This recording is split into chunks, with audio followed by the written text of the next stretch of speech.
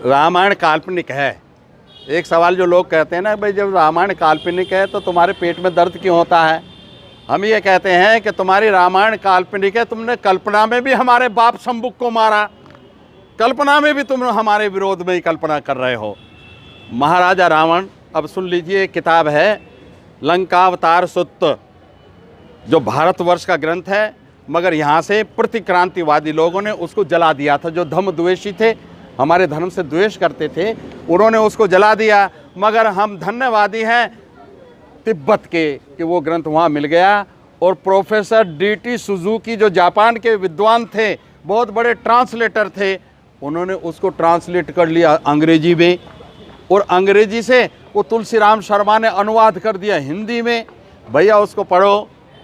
रावण ने बुद्ध को ललकारा था कि हाँ मुझसे तर्क कर ले, जैसे मिलांदर ने बनते नागसेन को ललकारा था।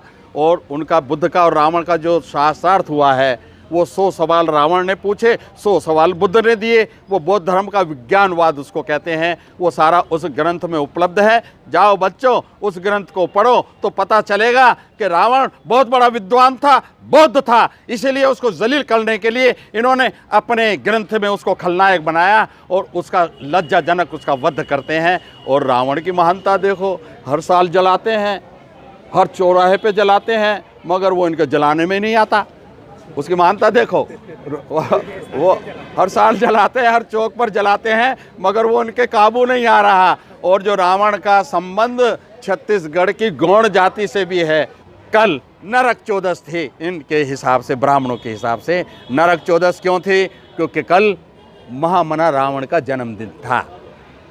कल मुख्यमंत्री के पिताजी नंदराम बघेल जी ने महाराजा रावण की जयंती बड़ी धूमधाम से मनाई है। और रावण जलाने वालों पर छत्तीसगढ़ में FIR किए गए हैं। ये इतिहास बदल रहा है, इतिहास को मीडिया के माध्यम से कुंद किया जा रहा है। और आप जैसे बच्चे जो ये कैमरे लेकर आए हैं ना, और समाज के अंदर ये संदेश जब जाएगा तो लोगों को पता चलेगा कि हमारे महापुरुष कौन थे। ये जो रावण को जलील करते हैं रामायण में, वो रामायण का रावण काल्पनिक है, मगर वो इन्होंने रावण हमारे सम्राट अशोक का बनाया है। डॉक्टर राजेंद्र प्रसाद की एक किताब आ रही है सम्यक प्रकाशन से, अगले महीने तक शायद वो आ जाएगी। उसका नाम है बौद्ध सभ्यता।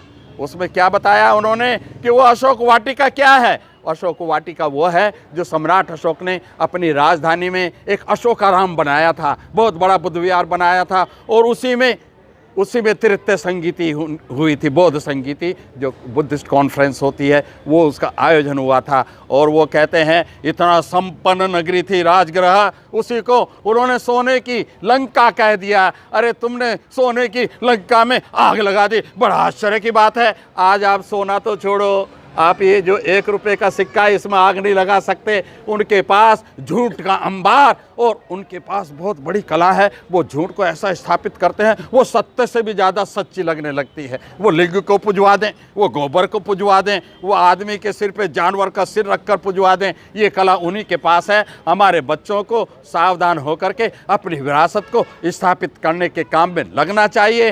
रावण हमारा नायक है। रावण का भी बहुत जल्दी, अभी आपने देखा होगा ना, इस बार हमने पोस्ट डाली है, उसमें रावण का चित्र हमने लगाया है। मगर खुशी हमें इस बात की है कि वो छत्तीसगढ़ में जो कल रावण की जयंती मनी है, वहाँ पर उस चित्र का उन्होंने इस्तेमाल किया, अपनी पोस्ट में उसी चित्र का इस्तेमाल किया। बहुत जल्दी आपको ना केवल महामना रावण का, बल्कि महिषासुर का भी पोस्टर मिलेगा, उनका साहित्य मिलेगा। हम अपने महापुरुषों को घर घर तक पहुंचाने के जिस काम में लगे हैं, किसी पर एहसान नहीं है। और ये मैं कोई बहुत बड़ा काम भी नहीं कर रहा हूं, वो हर एक व्यक्ति चाहे तो कर सकता है। मगर मुझे एक संतोष है कि मैं बाबा साहेब डॉक्टर अम्बेडकर का कर्ज तो नहीं उतार सकता, वो उतर भी नहीं सकता, मगर उनके प्रति मैं ईमानदार रहूं, ये मेरी सबसे बड़ी दौलत है।